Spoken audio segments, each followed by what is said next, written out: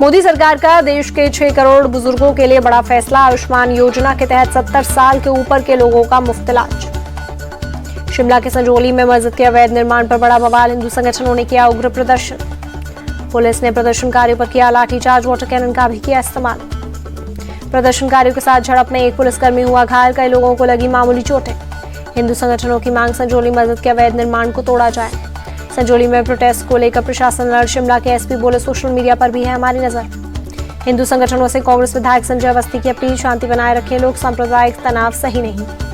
हिंदू संगठनों से मंत्री विक्रमादित्य की अपील, मामला कोर्ट में है, अगर निर्माण अवैध पाया जाएगा तो उसे ध्वस्त किया जाएगा।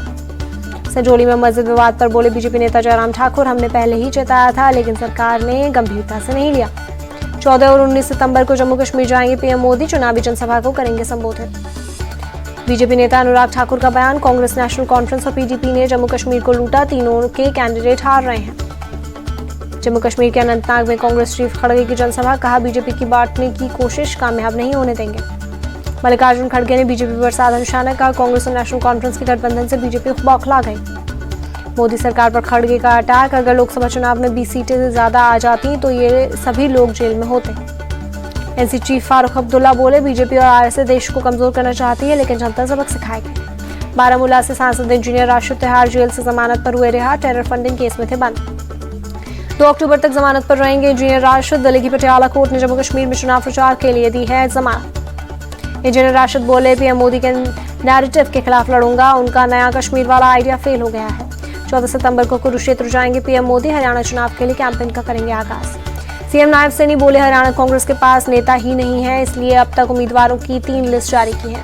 केंद्रीय मंत्री मनोहर लाल खट्टर का दावा, हरियाणा में लगातार तीसरी बार बनेगी बीजेपी की सरकार। हरियाणा के अंबाला कैंट से बीजेपी कैंडिडेट अनिल विज ने किया नॉमिनेशन, कहा जनता 7वीं बार जिताएगी।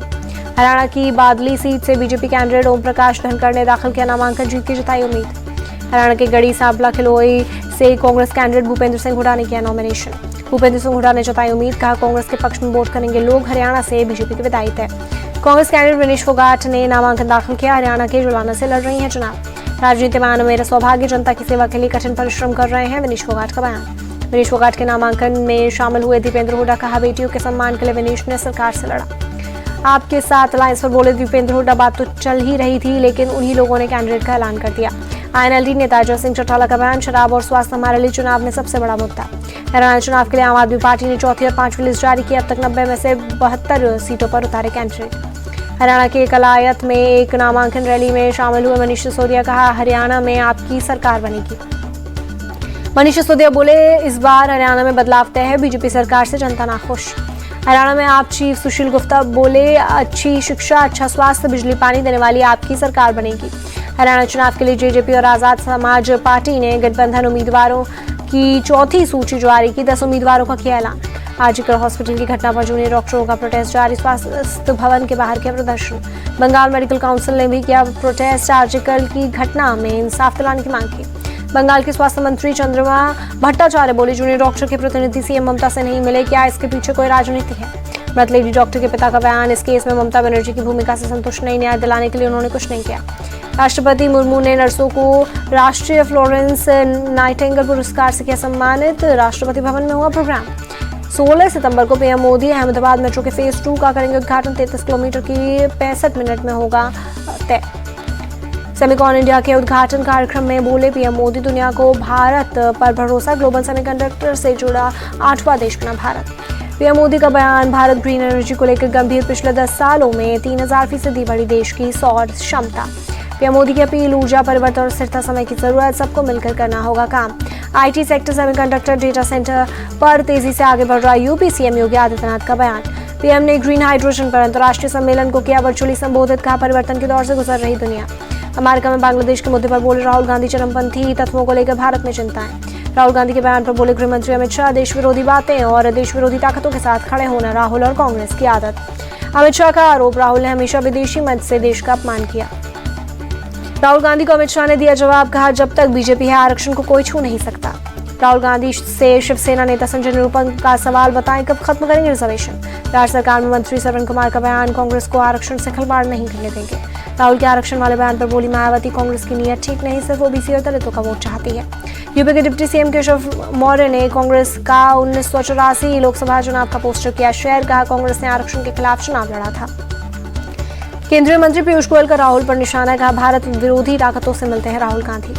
बीजेपी सांसद दिनेश शर्मा का बयान, राहुल विदेश जाते हैं उनकी विदेशी पोषित मानसिकता का चिन्ह बाहर आ जाता है। दिल्ली से राहुल गांधी के आवास के बाहर सिख समुदाय का प्रोटेस्ट, राहुल पर अमेरिका में झूठ बोलने का लगाया आरोप। केंद्रीय मंत्री हरदीप पुरी बोले, सिख समुदाय में डर पैदा करना चाहते हैं राहुल, मैं सिख हूं, मुझे पगड़ी पहनने में कभी दिक्कत नहीं हुई।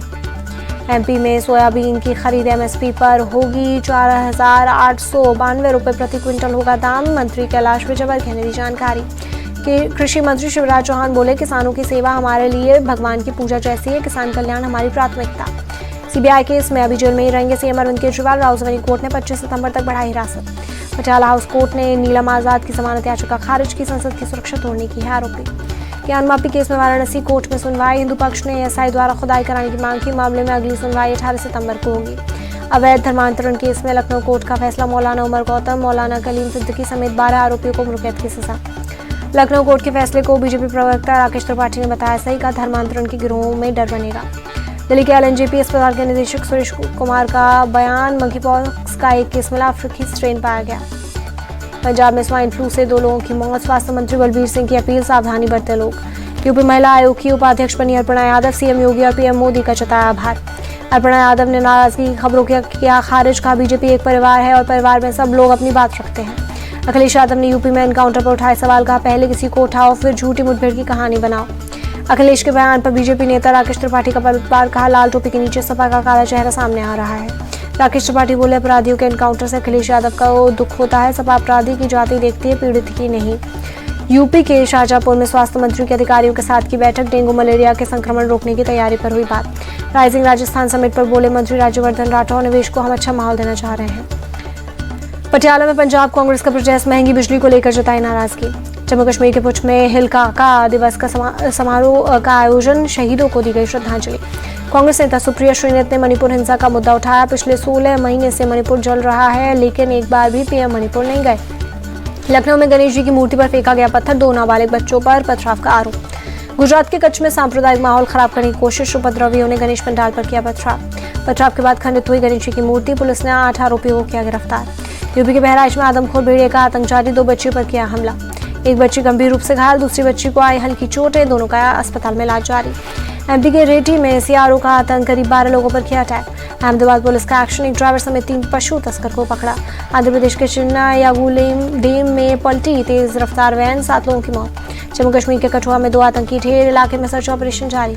कानपुर ट्रेन डिरेल मामले में एक्शन में यूपी एटीएस और crime branch, history sheeter Saurabh को हिरासत में लेकर पूछताछ की। कानपुर में घटना वाली जगह गई एफएसएल की टीम, रेलवे ट्रैक से जुटाए सबूत। महाराष्ट्र के सोलापुर में भी ट्रेन पलटने की साजिश, कुंडुवारी स्टेशन से करीब 1 किलोमीटर दूर रेलवे ट्रैक पर सीमेंट का बड़ा पत्थर मिला। दिल्ली में बारिश ने बढ़ाई मुसीबत, जगह जगह सड़कों पर जल भराव से ट्रैफिक हुआ जाम। भारी बारिश की चेतावनी के बाद उत्तराखंड के चमोली प्रशासन का आदेश, कल क्लास 1 से 12 तक के स्कूल और आंगनवाड़ी बंद रहेंगे।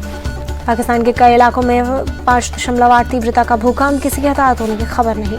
दिल्ली और उसके आसपास के राज्यों में भी भूकंप के झटके महसूस किए गए, जान माल के नुकसान की खबर नहीं। बांग्लादेश सरकार के प्रमुख सलाहकार मोहम्मद यूनुस का बयान, बराबरी के आधार पर हम भारत समेत सभी पड़ोसी देश के साथ अच्छे रिश्ते चाहते हैं।